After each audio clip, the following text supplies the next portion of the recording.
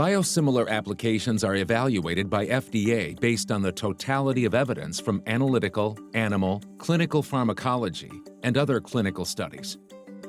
Comparative analytical studies between the proposed biosimilar and its reference product comprehensively evaluate structural and functional characteristics called critical quality attributes.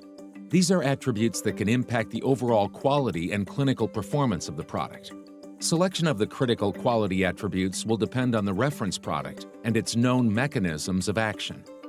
The manufacturer ranks the quality attributes according to their risk and degree of uncertainty for impacting clinical performance, which includes biological activity, pharmacokinetics, pharmacodynamics, safety, efficacy, and immunogenicity.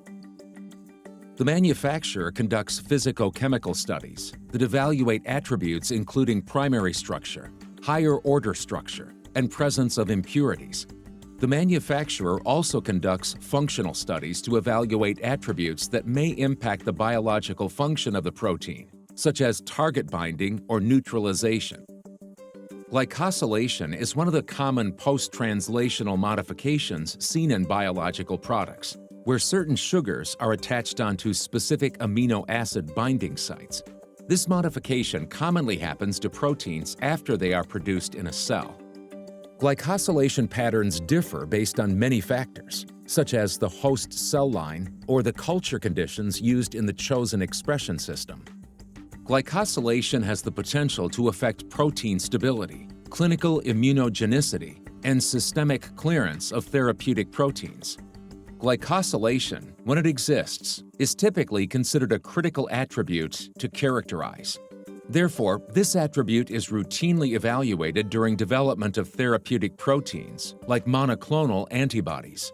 Highly sensitive analytical methods, such as mass spectrometry, may be used to determine and compare patterns of glycosylation between products. Multiple lots of the proposed biosimilar product and FDA-approved reference product are included in the evaluation. The distribution or range of variability observed between lots of the reference product is evaluated. Lots of the proposed biosimilar would generally fall within the same range as lots of the reference product on multiple analytical tests in order to support the assessment of biosimilarity. FDA evaluates the totality of the evidence, including comparative analytical data, to determine that the proposed product is highly similar to the reference product and that there are no clinically meaningful differences between them.